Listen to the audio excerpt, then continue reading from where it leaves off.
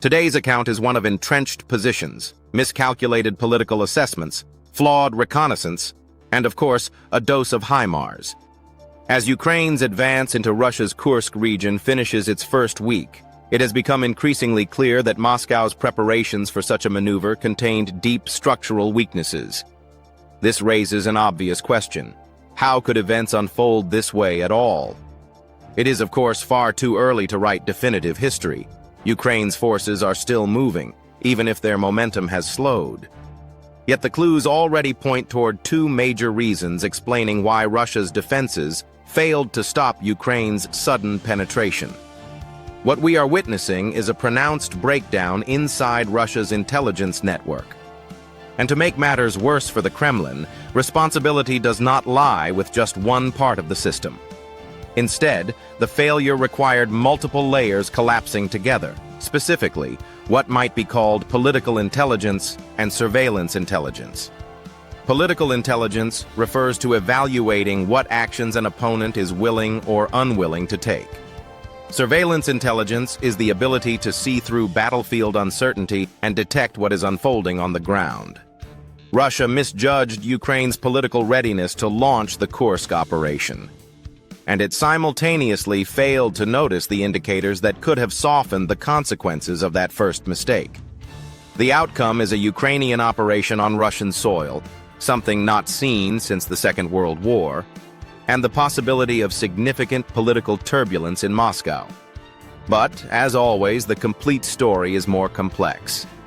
To understand it, we need to examine four fundamental components: Russia's manpower constraints, the deeper issues that caused Moscow to underestimate Ukraine's determination, how frontline defensive networks are intended to operate, and how surveillance failures prevented the defensive system from functioning as designed. We begin with the key limitation faced by the Kremlin: personnel. There is a widespread assumption that Russia has an inexhaustible supply of soldiers to commit to the conflict. In reality, that assumption is misleading. Yes, if one were choosing between the populations of Russia and Ukraine purely hypothetically, the larger number would give Russia the advantage. But conducting a war requires not just potential manpower, it requires the political freedom to mobilize it. And for nearly 2 years, Moscow has struggled with precisely that. The September 2022 mobilization occurred during a crisis, as Ukrainian forces were pushing Russian troops out of the Kharkiv region, and Russia lacked the necessary numbers to maintain the line. Yet the aftermath delivered a stark warning to the Kremlin. Attempting another mass mobilization could place the entire regime at risk. For decades under Putin, an unwritten agreement governed domestic politics. Powerful regions such as Moscow and St. Petersburg would remain shielded from the burdens of war. In exchange, the government could pursue its external ambitions largely without challenge. The special military operation was originally meant to preserve that arrangement. But mobilization shattered it. Those who could afford to leave fled to places such as Turkey and the UAE. And the draft disproportionately targeted regions with less political influence. The backlash indicated a larger shift. Unable to impose another round of compulsory service, Russia pivoted toward so-called voluntary contracts. But these volunteers only join if paid, and increasingly, they must be paid extremely well. From the outside, it may appear that the Russian economy is thriving. After all, GDP rose by 3.6% in 2023 despite the war. But despite is inaccurate. Because of is far more truthful. To understand why, a brief dive into macroeconomics is necessary. GDP is often treated as the ultimate indicator of a nation's economic health. But what does it actually measure? In its simplest form, GDP is the sum of consumption, investment, net exports, and government spending. Now apply that formula to Russia. Western sanctions have hit net exports hard, but government spending has surged to sustain the war effort. Thus, Russia's GDP looks higher even as more accurate indicators, like the official inflation rate of 9.1% or the central bank's 18% interest rate, paint a much harsher picture. Aware of this, Ukraine has targeted Russia's most valuable assets, striking refineries and attempting to damage the country's energy sector. As a consequence, Moscow has been forced to carefully decide whom to recruit, despite having a far larger population. This cautious approach may not last, and Ukraine's incursion into Kursk could shift Moscow's strategy. But for nearly 2 years, the Kremlin has prioritized regime stability over maximizing military strength. This leads to the Kremlin's first major intelligence failure, at least related to the current events. The original failure, of course, occurred in February 2022, but that requires another lengthy discussion. With limited finances and therefore limited manpower, the Kremlin had to choose how to distribute its troops across 2 fronts. First, its offensive operations in eastern Ukraine, and second, its defensive positions along the Russian border. Naturally, Moscow wanted to deploy as many forces as possible into eastern Ukraine. In warfare, defense may be vital, but in the occupied territories, defense alone would not produce new territorial gains. Why pushing deeper into Ukraine remained a priority for the Kremlin is not entirely clear. Perhaps strategists believed Ukraine had weaknesses in that sector, which may still be true. Russia continues to make small advances there, though at an enormous human cost. Alternatively, these gains might be politically necessary. Failing to secure all of Luhansk and Donetsk could carry political consequences for the regime. Regardless, every soldier positioned along the northern border was one fewer contributing to that objective. Thus, the Kremlin had to determine the minimum number of troops required for border defense. Answering that involved estimating the likelihood of a Ukrainian cross-border offensive. 3 pieces of information appeared especially relevant to Moscow. The first was Ukraine's own manpower challenges. Unlike Russia's issues, Ukraine's were not primarily political. Almost every Ukrainian is directly affected by the war. Instead, Ukraine's struggle stemmed from demographics. Its population is less than 1/3 of Russia's, and low birth rates since the 1990s have worked against it. From Moscow's perspective, this implied that Ukraine could not risk draining forces from its critical eastern defensive lines to stage a border incursion. The second factor was earlier raids. Shortly before, there had been small cross-border attacks, notably in the Belgorod region in May 2023, carried out by Russian dissident groups with Ukrainian support. A few similar operations occurred throughout the year. These groups focused on harassment, publicity, and symbolic disruption. They lacked the manpower or equipment to seize and hold territory. Their actions were hit and run by design, intended to embarrass the Kremlin, not to mount serious invasions. The third factor was the United States' reluctance to support strikes inside Russia. Washington provides Ukraine with substantial military assistance, but has consistently discouraged the use of U.S.-supplied weapons for attacks on Russian soil.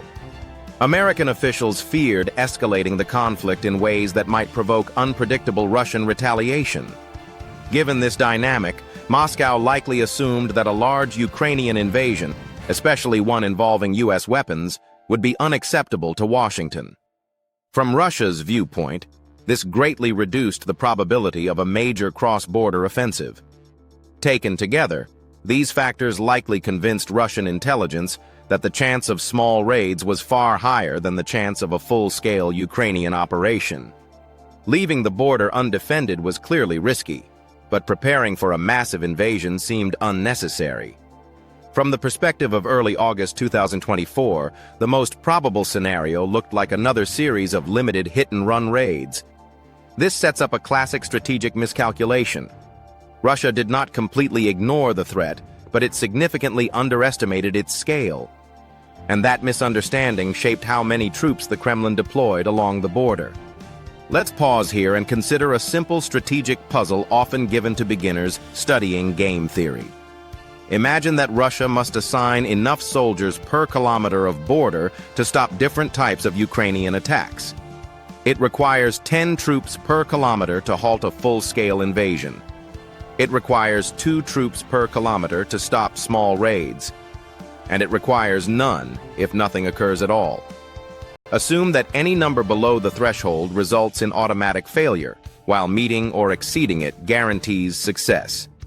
Now imagine Russian intelligence predicts a 24% chance of a large invasion, a 75% chance of a small raid, and a 1% chance that nothing will happen. How many soldiers should Russia station per kilometer, keeping in mind that every soldier on the border is one fewer available for the offensive in Ukraine?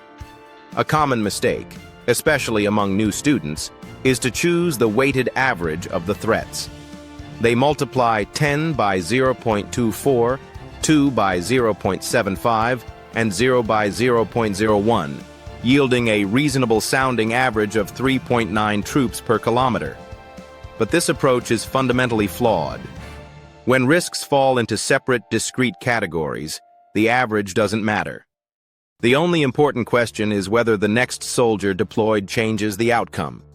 Anything below 2 fails to stop even minor raids. Anything between 2 and 10 stops raids but still fails to stop a major invasion. Thus, deploying 3.9 soldiers is neither here nor there. It is more than needed for raid defense but insufficient for stopping a serious offensive. It places Russia in an awkward no-win scenario. This is a common analytical trap. Many observers fall for it because the weighted average feels mathematically correct, even though it leads to strategically poor decisions. In reality, the optimal choice depends on several additional factors. These include the cost of deployments, how valuable each outcome is to the defender, and whether sending enough troops to deter small raids meaningfully improves survival odds against a larger invasion. For instance, if the Kremlin didn't care about border raids at all, or if deployments were extremely expensive, then sending 0 troops could theoretically be justified, even though it would allow 99% of potential threats to succeed. On the other hand, if a major invasion would be politically catastrophic, then deploying 10 soldiers per kilometer would make sense, even if that level of force would be unnecessary in 3/4 of scenarios. Russia's actual approach seems to have landed somewhere in the middle. The Kremlin understood that minor incursions could not go unopposed. At the same time, it judged a full-scale Ukrainian assault as relatively unlikely, and it strongly preferred to use its manpower to pursue gains in eastern Ukraine. This is where Russia's first major miscalculation occurred. Its intelligence estimates were wrong. American opposition to Ukraine conducting operations inside Russia was not as strict as Moscow assumed. In fact, U.S. tolerance increased after Russia used its territory near Kharkiv as a safe staging ground for renewed offensive operations. Additionally, earlier raids misled Moscow. Those operations were carried out by Russian anti-Kremlin groups because it suited Ukraine's interests at the time, not because Ukraine was unwilling to launch a large-scale operation itself. And finally, Ukraine had found a way to free up experienced troops while maintaining its defenses in the east, something Russia's analysts failed to anticipate. Had the Kremlin possessed accurate intelligence, it could have recalibrated its estimates and chosen a more appropriate deployment strategy. But it didn't, and the Kursk offensive began under conditions deeply unfavorable to Russia. This was the risk Moscow accepted because it believed its assumptions were sound. And now it is paying the consequences. But this explains only half of Russia's failure. The other half lies in how Russia executed its border defense once the attack actually occurred. In the earlier example, the outcomes were clear-cut.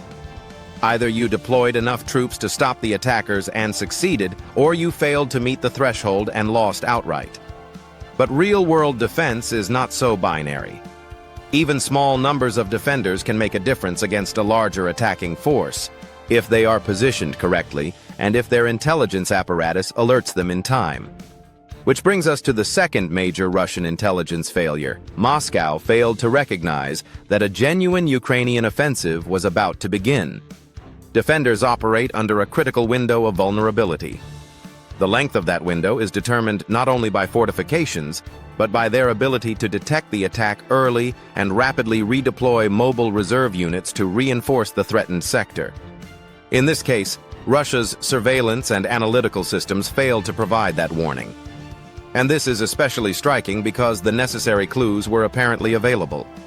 Explaining exactly why Russian intelligence failed would require a deep internal investigation within Moscow, something no one expects to happen publicly. But a few initial explanations stand out. First, Russia's belief that Ukraine would not launch a genuine offensive shaped how it interpreted incoming reports. If analysts were convinced an invasion was unlikely, then observed Ukrainian troop movements could easily be dismissed as routine or defensive. Yes, those troops are there, they might have thought, but they can't be an invasion force. Compounding this issue was the absence of reliable open-source indicators. Ukraine had successfully concealed its preparations on social media and in satellite visible activity. The fog of war worked in Ukraine's favor. Second, there is a more charitable interpretation. Russia may have assumed Ukraine was preparing for defensive action. When Russia launched its Kharkiv offensive in 2024, it positioned the 71st Motorized Rifle Regiment across from Sumy. This suggested that if Russia intended to expand operations northward, Sumy would be the logical next target. Thus, Ukrainian troop movements in that direction could plausibly appear defensive rather than offensive. In hindsight, this misreading obscured Ukraine's true intentions. The consequences were severe. Russia failed to mobilize reinforcements quickly. Border guards were captured almost immediately. Ukrainian forces sped past defensive trenches that were supposed to delay them, trenches that failed to perform their basic function. Russia then rushed poorly trained units into battle against Ukraine's experienced and battle-hardened troops brought in from the Eastern Front. This mismatch led to serious tactical mistakes. One of the most notable was a devastating HIMARS strike that annihilated a column of Russian vehicles. The unfolding battle resembled a mixture of two earlier failures. It looked like the Kharkiv counteroffensive of 2022, where Russian defenses collapsed rapidly and unpredictably. And it echoed the initial Battle of Kyiv, where Russian forces rushed forward only to fall into well-prepared Ukrainian traps. For Russia, this was the worst combination of both scenarios. Whether Ukraine can maintain this pace is uncertain. Sustaining the offensive depends on logistics, a question that remains unresolved for now. But what is clear is why the situation unfolded as it did. A combination of faulty political assumptions, poor intelligence assessments, and operational failures created an opening that Ukraine exploited with remarkable speed. For now, the situation represents a dual failure for Russia, both strategic and operational. Strategically, Moscow misjudged Ukraine's willingness and ability to launch a major offensive. Operationally, it failed to detect the attack early enough to respond effectively. This combination created exactly the kind of window Ukraine needed to execute a bold and unexpected maneuver. But before concluding, it's worth noting something unusual about the Russian military's performance. This recent failure does not mean Russia is incapable of effective defense. In fact, Russian forces performed competently during Ukraine's 2023 counteroffensive. They used layered defenses, dense minefields, and strong artillery coordination to slow Ukrainian advances and inflict heavy losses. Reconciling that earlier success with the current failure is difficult. It suggests inconsistency rather than uniform incompetence. Some analysts point out that Russia's handling of the Wagner mutiny in 2023 also showed severe weaknesses.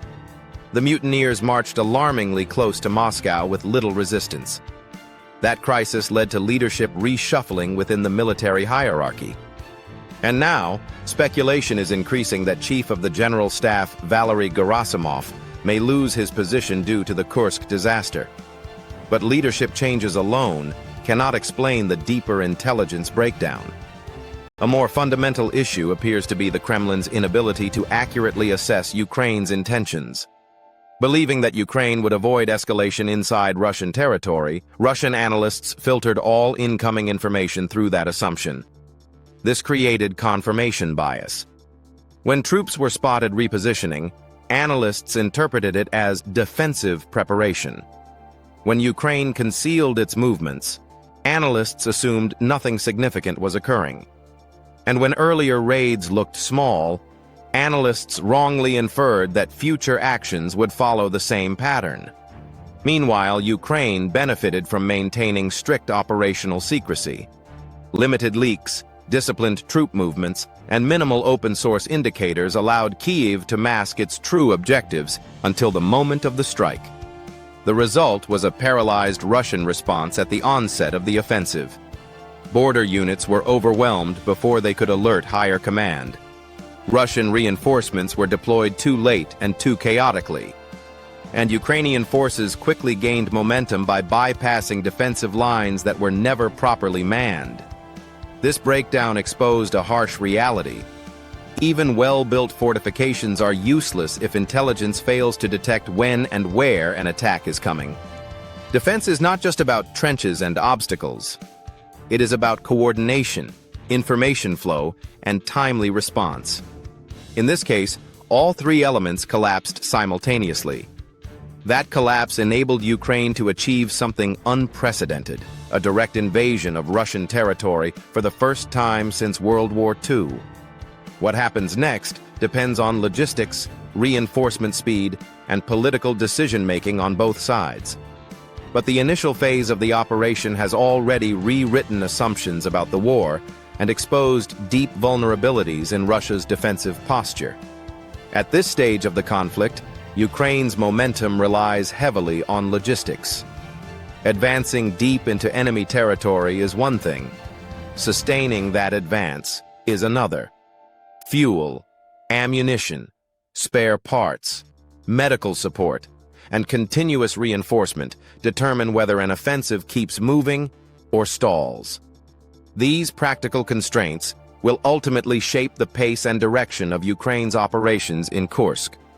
For now, however, what does not require further explanation is how events reached this point. The situation is the predictable outcome of two converging failures within Russia's system. First, Moscow misread the political landscape and underestimated Ukraine's willingness to escalate. Second, Russia's surveillance and early warning mechanisms failed to detect the offensive in time to blunt it. When combined, these failures formed a gap wide enough for Ukraine to exploit with decisive speed. What followed was a rapid collapse of Russia's border defenses. Initial positions fell with minimal resistance. Mobile reserves were deployed too slowly to make a difference, and Ukrainian troops seized the opportunity to maneuver past positions that had been designed to delay an attack, not stop one without adequate personnel. The result is a military, political, and symbolic shock to the Kremlin.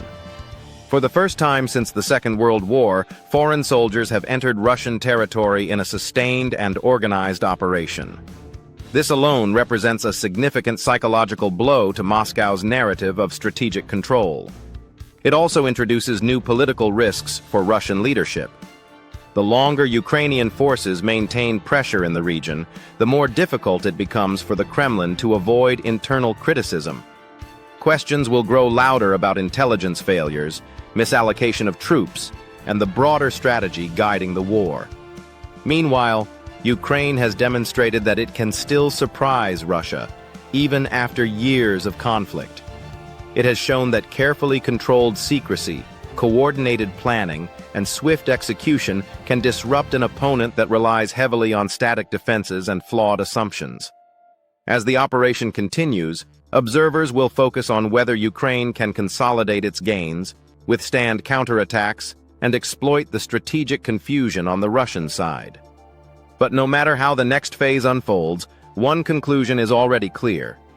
This offensive has shattered long-held beliefs about what each side is capable of doing. It exposed weaknesses in Russia's intelligence structure, challenged assumptions about Ukraine's operational capacity, and introduced a new chapter in a war that continues to evolve in unpredictable ways. And it serves as a reminder of a broader truth in modern conflict. Even powerful fortifications and large armies can be undone by poor intelligence, rigid assumptions, and delayed reactions.